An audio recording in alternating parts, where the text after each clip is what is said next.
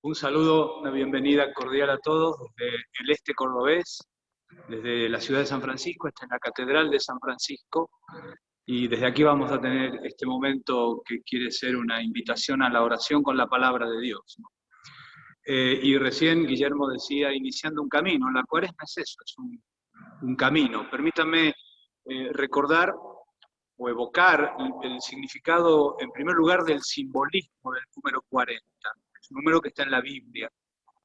40 indica el tiempo que necesita algo, las personas, un pueblo, una situación, para alcanzar su punto justo de madurez, el último golpecito de horno, pero una madurez según Dios. Es el tiempo que necesitan las cosas, según la sabiduría de Dios, para alcanzar su madurez. Detrás de la Cuaresma, que cada año vivimos, que hemos empezado ayer y que va a culminar en la noche de Pascua, en la gran vigilia, pero va a continuar. Por eso estos 40 días tienen que verse unidos, intrínsecamente unidos, dando lugar a la cincuentena pascual. Por eso a mí me gusta hablar de el gran sacramento de la Cuaresma Pascua. Pero estos 40 días que preceden la celebración anual de la Pascua y que después se despliega en la cincuentena pascual que culmina en Pentecostés, tienen detrás de sí, ¿sí?, este número 40 según la Escritura, el tiempo que necesitan las cosas, necesitamos los creyentes para alcanzar la madurez según Dios. Tiene algunas grandes escenas bíblicas donde el número 40 juega un rol importante. 40 días con sus 40 noches duró el diluvio, que evoca para nosotros el bautismo. El bautismo está en el corazón de la espiritualidad cuaresmal. La noche de Pascua vamos a renovar las promesas bautismales. 40 años necesitó Moisés, personaje que hoy va a ocupar el centro de nuestra lección, para estar maduro para la misión que Dios le encomendaba. 40 años, desde que tuvo que salir huyendo de Egipto porque lo perseguían para ajusticiarlo, hasta llegar, atravesar el desierto, llegar a la tierra de Madián y allí comenzar su vida en lo que él creía que era la vida que Dios tenía pensada para él, después de haberse caído sus sueños de gloria. 40 años, pero fue el tiempo que necesitó, según Dios, para llegar a ser el humilde conductor del pueblo que lo conduce, no porque confía en sus fuerzas, sino porque se sabe llevado por la fuerza de Dios. 40 años tuvo que peregrinar el pueblo por el desierto. Y esa imagen del pueblo peregrino en el Éxodo es otra gran figura, otro gran ícono bíblico que está en el corazón de la espiritualidad de la Cuaresma. Y es la propuesta que yo les voy a hacer, tanto ahora, y Dios mediante, si volvemos a tener otro encuentro parecido, otra lección cerquita de Semana Santa, la figura que yo les quiero proponer para rezar es la del pueblo peregrino por el desierto, que somos nosotros, inspirándonos en el libro del Éxodo, que el lugar que los evangelios tienen en el Nuevo Testamento es el lugar que el Éxodo tiene en el Antiguo Testamento. Allí está narrada la obra principal de Dios, lo que pone en marcha la historia de libertad que es el pueblo.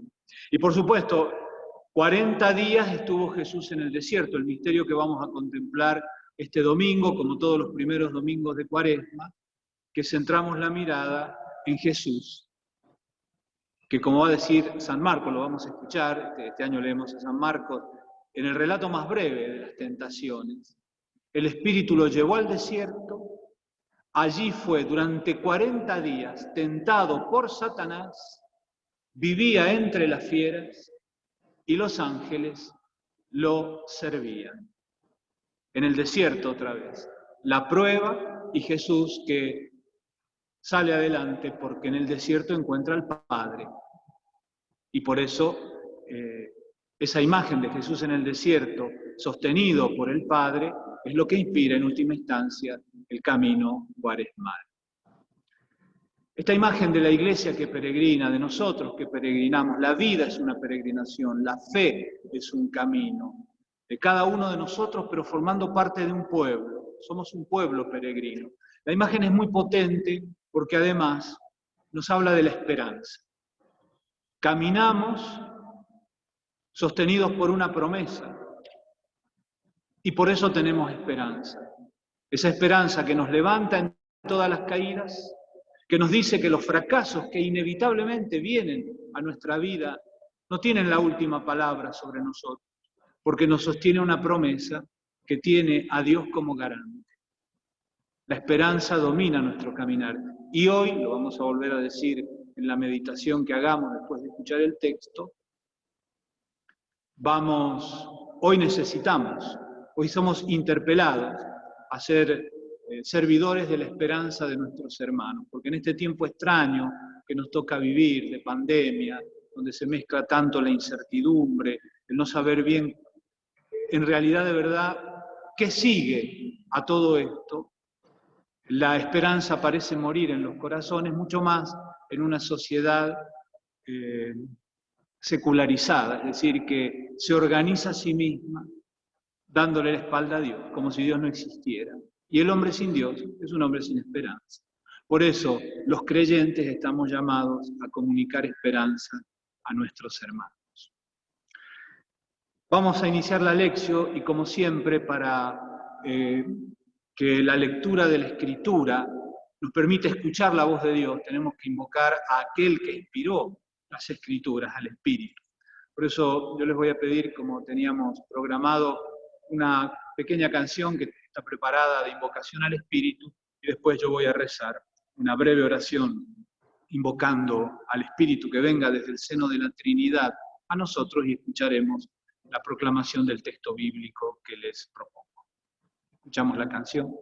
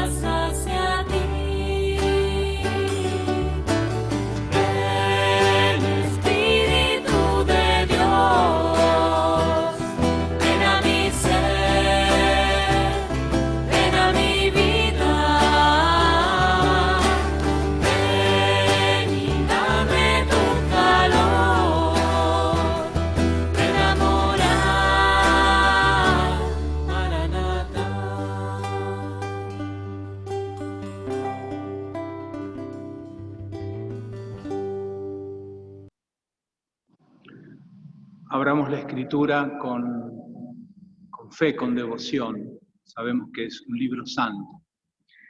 Y antes de iniciar la lectura, pidamos al Espíritu que descienda sobre todos nosotros, que abra los ojos de nuestro corazón y que nos revele el rostro de Dios, no en la visión, que eso será en la bienaventuranza, sino en la fe, nos permite reconocerlo en medio de nuestra vida.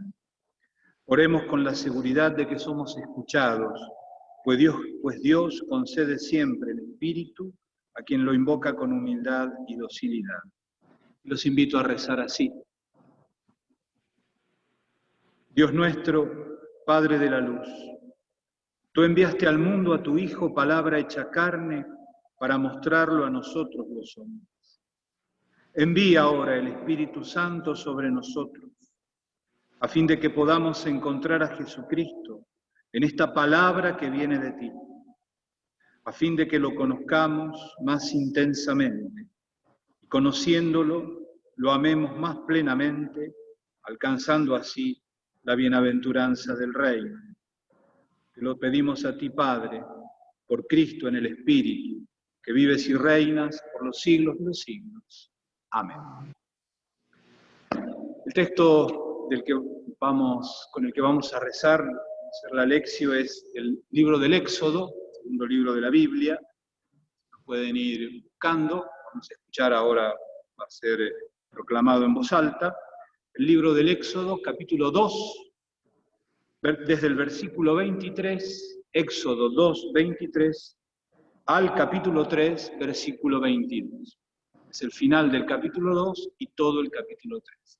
Voy a invitar ahora a Raúl y Marta, dos laicos de aquí de nuestra comunidad de San Francisco, para que proclamen para nosotros el texto de la Escritura. Escuchémoslo con fe.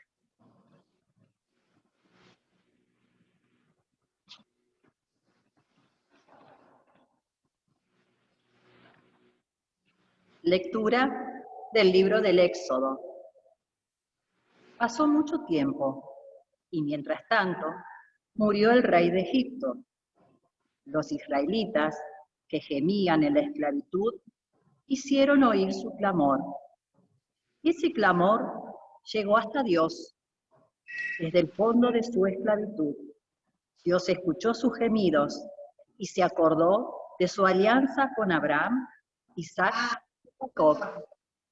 Entonces dirigió su mirada hacia los israelitas y los tuvo en cuenta.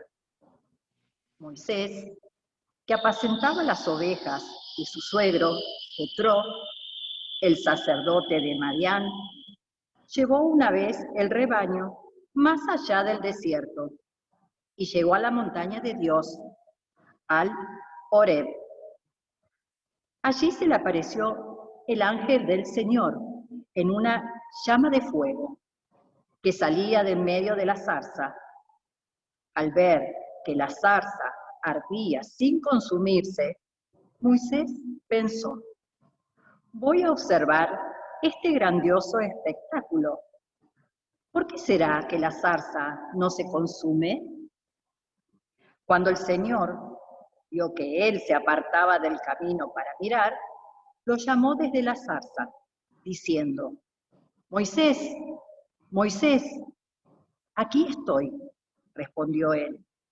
Entonces Dios le dijo: no te acerques hasta aquí, quítate las sandalias, porque el suelo que estás pisando es una tierra santa.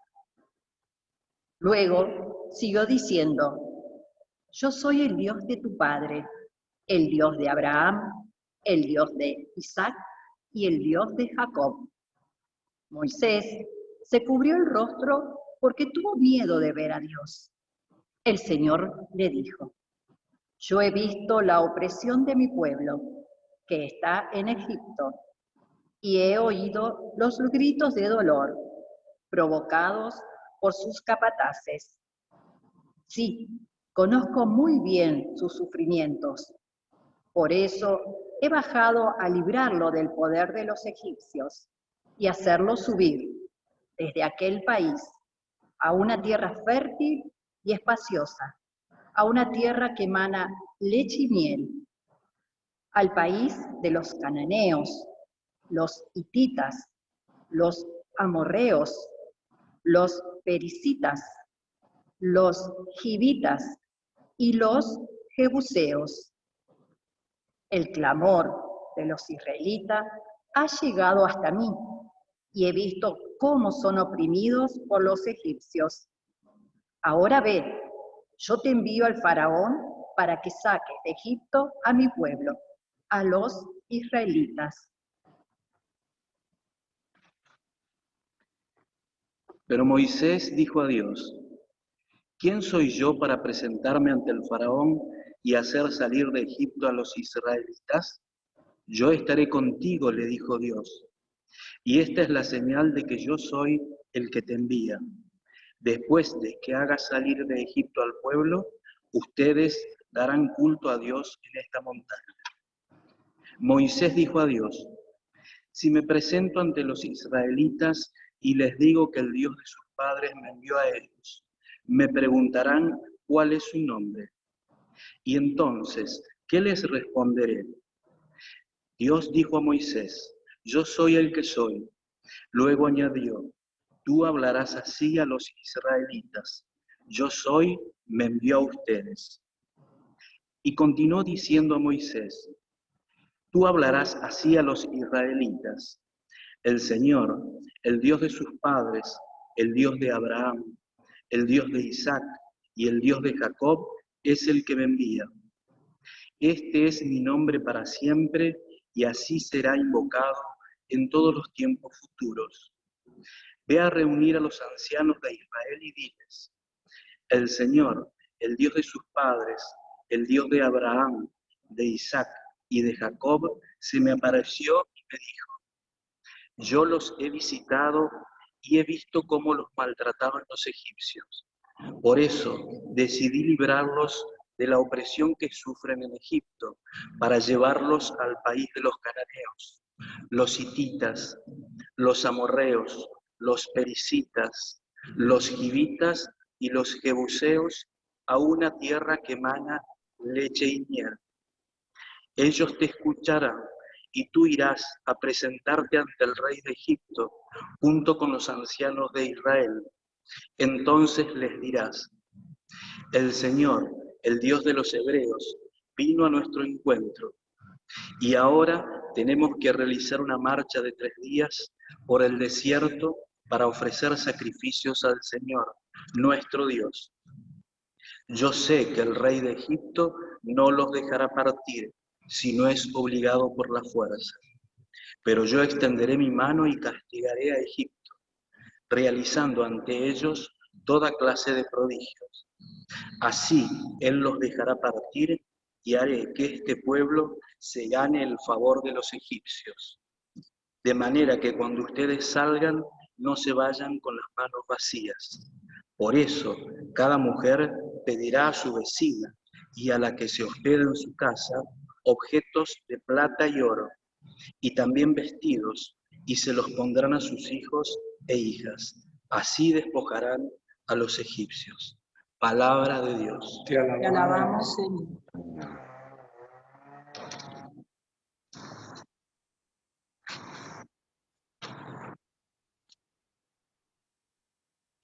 Cada uno podrá repasar y tiene que hacerlo para que realmente sea un momento orante, para que la lección desemboque en la contemplación de Cristo, porque toda la Escritura nos habla de Cristo. También esta página de las Escrituras de Israel, lo que llamamos nosotros el Antiguo Testamento. Yo les voy a ofrecer algunas pistas. El texto es hermoso, es extenso, de algún modo lo hemos interrumpido porque sigue en el capítulo 4, esta instrucción de Moisés, de Dios a Moisés, de Dios que envía a Moisés.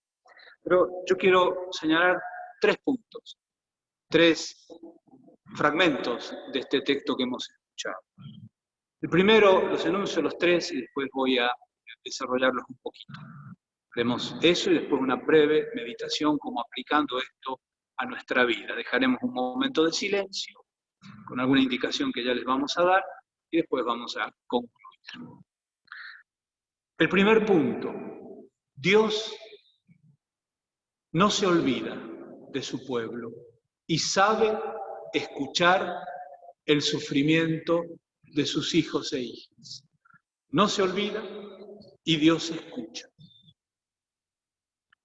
El segundo punto, por eso envía a Moisés. La vocación de Moisés la misión de Moisés, que es lo mismo, vocación y misión son las dos caras de la misma moneda.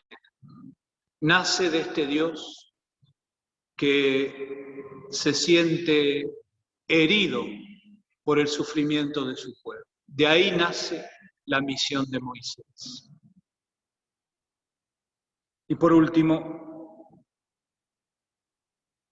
Dios le revela a Moisés su nombre, para que con este nombre vaya al encuentro del pueblo. 3 puntos entonces. Dios sabe escuchar el sufrimiento de su pueblo, envía a Moisés y revela su nombre a Moisés para que su pueblo pueda invocar. Vamos al primer puntito, serán desarrollos breves. Fíjense al final del capítulo 2, versículos 24 y 25. 3 actitudes de Dios. Dios escuchó sus gemidos, los gemidos del pueblo. Se acordó de su alianza. Escuchó y se acordó de su alianza con Abraham, Isaac y Jacob, con toda la historia que hay detrás.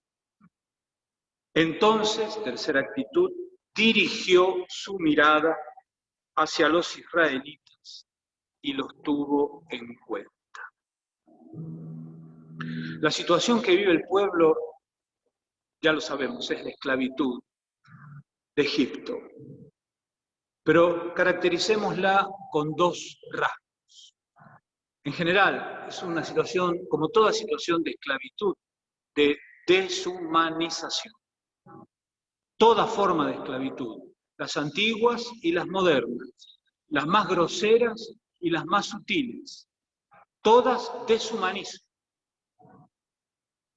a quien la sufre, pero también a quien la procura. Deshumanizan a la víctima y deshumanizan al victimario. Ese es un aspecto de la situación que vive el pueblo. Una situación dramática, de opresión, de sufrimiento. El sufrimiento es enorme. Pero hay otra cosa, que no lo dice directamente el texto, tendríamos que leer unos versículos antes. El pueblo, que ya lleva mucho tiempo en Egipto, ha olvidado a Dios. Ya no saben cuál es el Dios de los padres. Ha muerto de alguna manera en el corazón, en la mente, en los labios. Ha muerto, ha languidecido el Dios vivo de Abraham, Isaac y Jacob. No tienen a quién invocar, pero Dios no olvida. Esto hay que remarcarlo porque en la Biblia el olvido es un gran pecado, el olvido de Dios. Pero la Biblia nos dice, la Escritura y la experiencia espiritual que se nutre de la Escritura, nuestra propia experiencia, hasta la que celebramos cada vez que nos reunimos en torno al altar. Dios no olvida. Por eso en la misa, en la gran plegaria, nosotros varias veces le decimos al Señor, acuérdate, Señor, de tu iglesia, acuérdate del Papa, del obispo, acuérdate de nuestros difuntos, porque sabemos que nosotros podemos dejar morir en el corazón el recuerdo de Dios, pero Dios no olvida, por eso evocamos su recuerdo. San Juan dirá que Dios nos amó primero, por eso este Dios que escucha, que se acuerda de su alianza y mira de frente el sufrimiento de sus hijos, no le escapa, no le quita el rostro al sufrimiento de sus hijos, obra, y su obra es buscar a Moisés, llamarlo, prepararlo, salirle al encuentro, para que Moisés lleve adelante, con los sentimientos de Dios en su corazón, la obra admirable del Éxodo, la liberación del pueblo. Remarco esto porque me parece muy importante. ¿Qué hace Dios con Moisés? Sí, lo elige, lo prepara, aunque Moisés no se da cuenta, como ocurre con todos nosotros. Un día lo llama y lo envía. Pero la gran obra de Dios en Moisés es convertir el corazón de Moisés en una transparencia de los sentimientos mismos de Dios. Y lo logrará. Ya vamos a leer algún versículo más de la Escritura. Moisés termina siendo lo más parecido a Dios que hay en la tierra. Esa es la obra de Dios con Moisés y lo es con nosotros. Por eso, el segundo texto que yo les invito a subrayar está en el capítulo 3, de los versículos 1 al 12, yo voy a leer solamente el versículo 4, que es el gran encuentro de Moisés con Dios. Lo que Dios le tenía preparado a Moisés allí en el monte, donde Moisés creía que iba a cumplir una obra de la monotonía cotidiana, de su trabajo cotidiano, pero Dios lo estaba esperando. Cuando el Señor vio que él se apartaba del camino para mirar, estaba la zarza ardiendo sin consumirse, lo llamó desde la zarza diciendo: Moisés, Moisés. Aquí estoy, respondió él. Los invito a meditar el texto. Meditar quiere decir dos cosas. Voy a usar dos imágenes para caracterizar lo que significa meditar la Escritura, que no es simplemente pensar, hilar un pensamiento con otro. Hay dos imágenes para entender lo que es meditar. Por ejemplo, este versículo: Moisés, Moisés, aquí estoy, Señor. Meditar significa rumiar, es decir, intentar sacarle el jugo como hacen los animales, el ganado aquí en la Pampa Gringa. Rumian el pasto. El animal lo rumia hasta escupirlo cuando le ha sacado todo el jugo. Nosotros sabemos que a la palabra de Dios nunca le vamos a poder extraer todo el jugo que tiene. Eso es meditar, rumiar, por eso es repasar el texto, aprenderlo de memoria, rezar con él, repito, memorizarlo, comprenderlo en el texto escrito. La otra imagen, meditar es rumiar, pero meditar también es acariciar. Acariciar el texto, como una mamá acaricia a su hijo, como un hijo acaricia a su papá o a su mamá ancianos, tal vez en el trance final de la vida, con ese cariño, con ese santo temor. Estoy tocando algo santo, algo sagrado. Meditar es acariciar la palabra de Dios y dejarnos acariciar por la palabra de Dios. Nosotros que tenemos tantas heridas, rumiemos así el texto. De esta escena, del gran encuentro de Dios con Moisés en la zarza ardiendo, dejo picando una pregunta, que la dejamos tal vez para el momento orante enseguida, pero para la oración que yo les invito que tengamos con este texto, les sugiero tener en los días subsiguientes, o en algún momento en el que podamos realmente dedicarle buen tiempo. La lección divina se tiene que convertir en oración, no solamente en reflexión. Tiene que desembocar en un encuentro vivo con el Señor. Por eso yo les dejo rumiando esta pregunta. ¿Podría haber llevado Moisés su misión adelante si no hubiera tenido este encuentro con el Dios vivo? ¿Cómo podría haber ido al pueblo que había olvidado a Dios a comunicarle la esperanza de la libertad si él antes no hubiera tenido este encuentro, esta gracia con Dios? Es una pregunta muy actual, porque es la pregunta clave de la evangelización.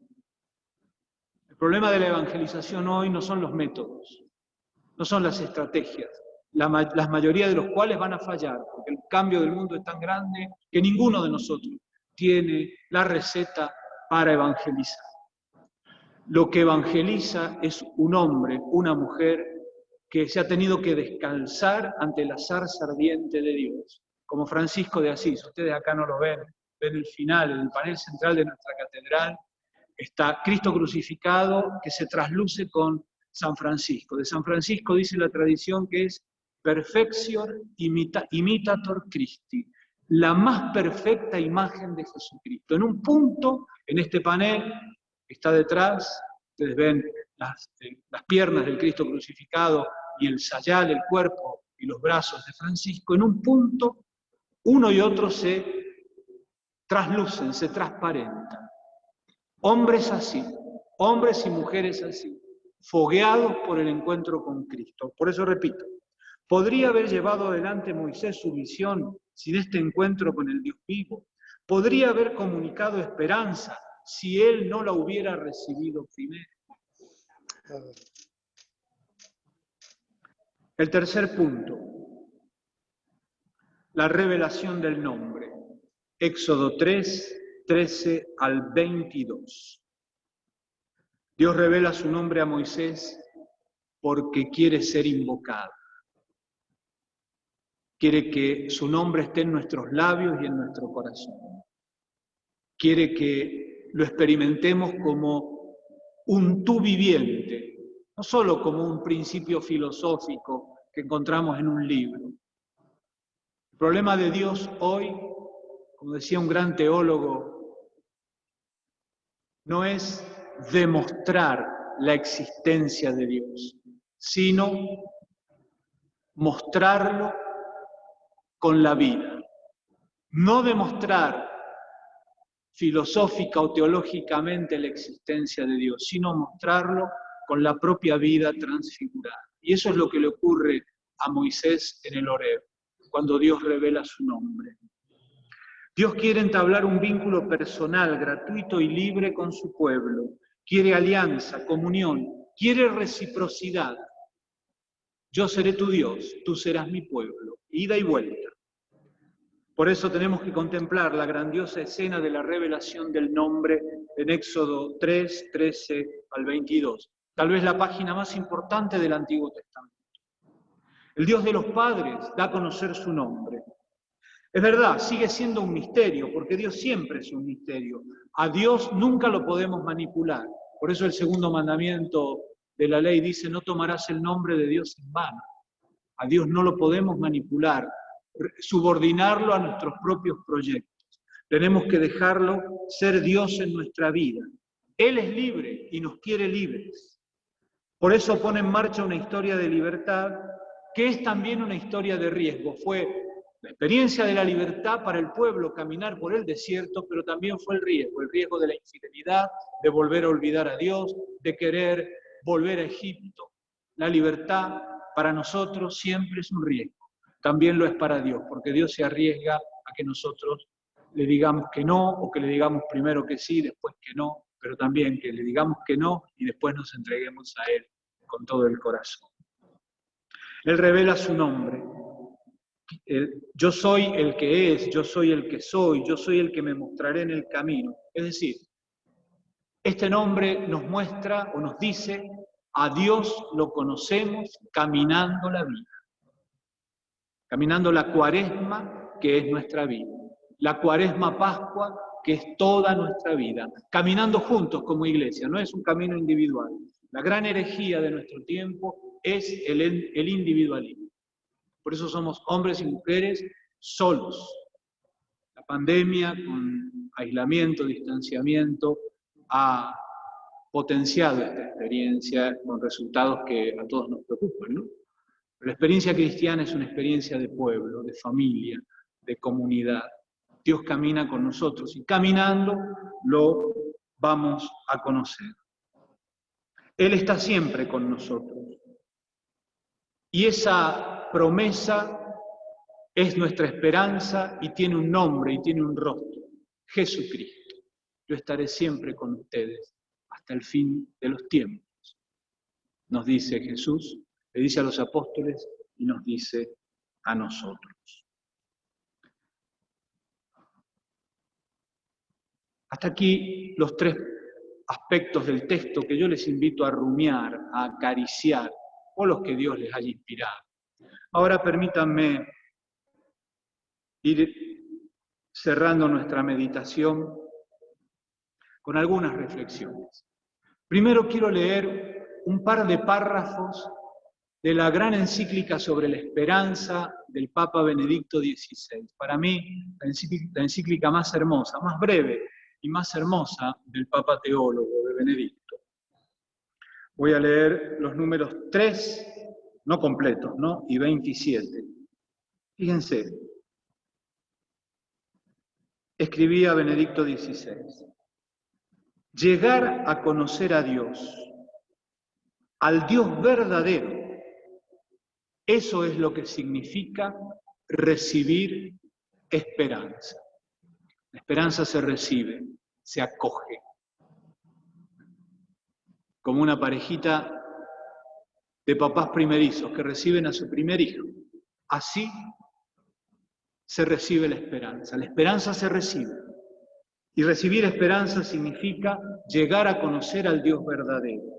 En este sentido, anota Benedicto, es verdad que quien no conoce a Dios, aunque tenga múltiples esperanzas, en el fondo está sin esperanza, sin la gran esperanza que sostiene la vida del hombre. La verdadera, la gran esperanza del hombre que resiste a pesar de todas las desilusiones, solo puede ser Dios.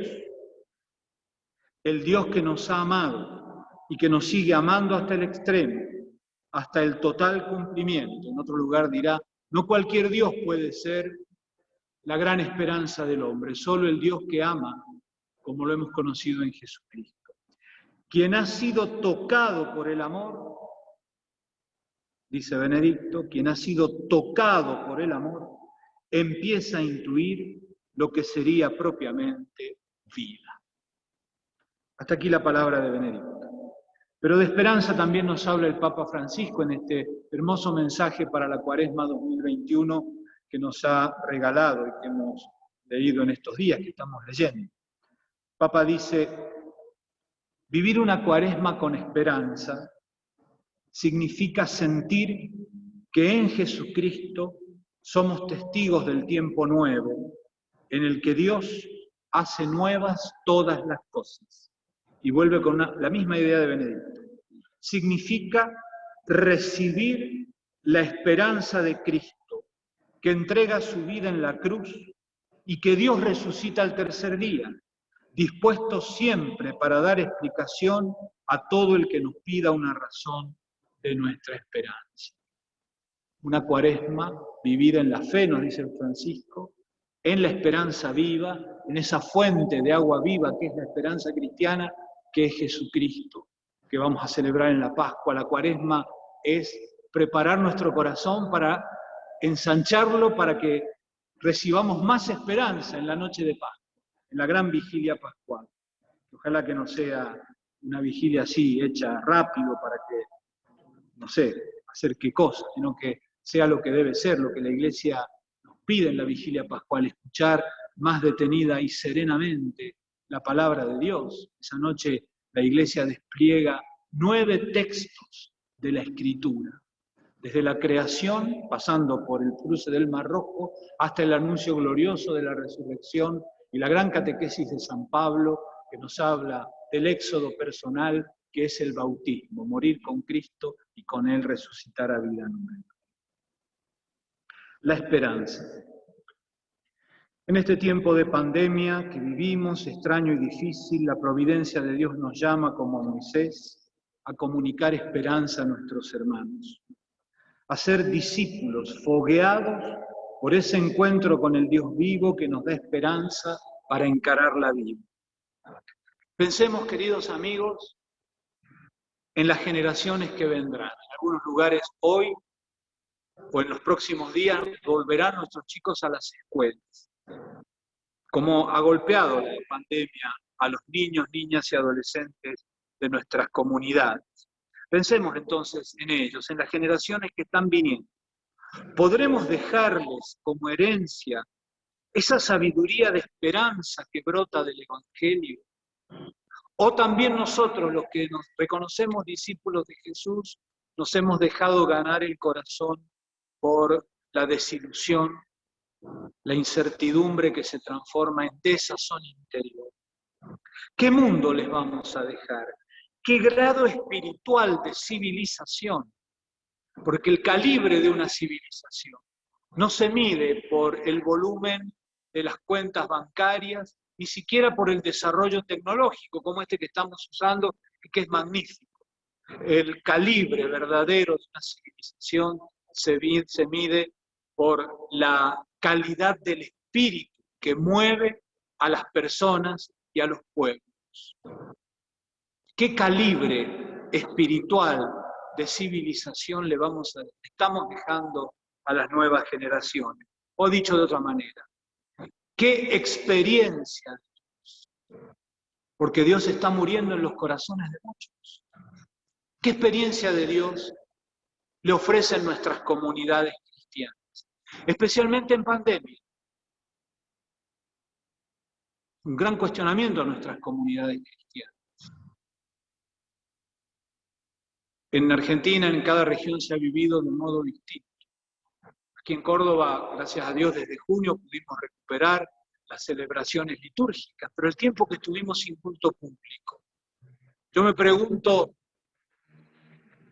como pastor, si la experiencia de Dios, ¿cómo ha andado la experiencia de Dios? Lo dejo ahí, que cada uno tiene que preguntarse, una pregunta abierta, ¿no? ¿Qué clase de experiencia de Dios, como Moisés que se lo encuentra en la zarza ardiendo, está fogueando, nos está a nosotros fogueando por dentro? Repito, el problema de la evangelización no son los métodos, que hoy aplicamos uno y mañana ya está desactualizado. El corazón de la evangelización son hombres y mujeres, como decía Pablo VI. La iglesia se evangeliza para evangelizar. Hombres y mujeres, comunidades que arden en el fuego del amor de Cristo, como brochero, aquí cerquita. La pandemia es una prueba muy fuerte. Ha sacado a la luz injusticias y miserias, signos de deshumanización, como el pueblo en Egipto. Pero también ha puesto en evidencia las fuerzas espirituales más preciosas que Dios ha depositado en el corazón humano. Dios sigue escuchando, recordando y mirando a la humanidad que camina en su vida. Cada fragmento de bien, de verdad y de justicia que protagonizamos los seres humanos viene de Dios, se completa y perfecciona en Cristo. Es gracia del Espíritu Santo. Solo el encuentro con el amor absoluto de Dios nos da la fuerza espiritual en las pruebas de la vida. Como a Moisés, querido hermano, querida hermana, querido amigo, como a Moisés, Dios te está buscando porque quiere llevar esperanza a su pueblo. La vocación de cada uno de nosotros, del padre Sergio, de Marta, de Raúl, de cada uno de nosotros, vocación de un pastor, de un consagrado, de un laico, de un esposo, de una esposa, nuestra vocación y misión ha nacido en el corazón de Dios porque ama a su pueblo y nos quiere a todos, cada uno desde su lugar, testigos de esperanza y de fraternidad para nuestros hermanos. Por eso el Dios que pone en marcha el camino de la esperanza del pueblo es el Padre de Jesús, que ama especialmente a los pobres, a los que sufren, a los enfermos. Él nos espera siempre junto a todo hermano o hermana que sufre. Vayamos entonces a buscarlos y llegados a esa tierra santa donde está ardiendo sin consumirse la zarza de Dios, descalcémonos como Moisés para escuchar su voz y dejarnos quemar por su mismo fuego de amor. El aislamiento social tiene una frontera, la fraternidad con todos, especialmente con los más pobres.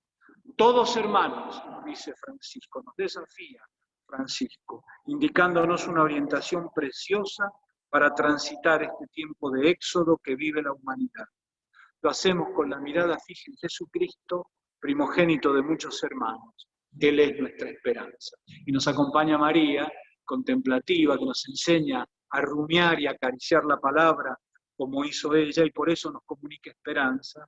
Y también al patriarca San José, que en silencio aprendió también a cuidar la esperanza del mundo que era Jesucristo. Hasta aquí mi reflexión. Yo ahora vamos a abrir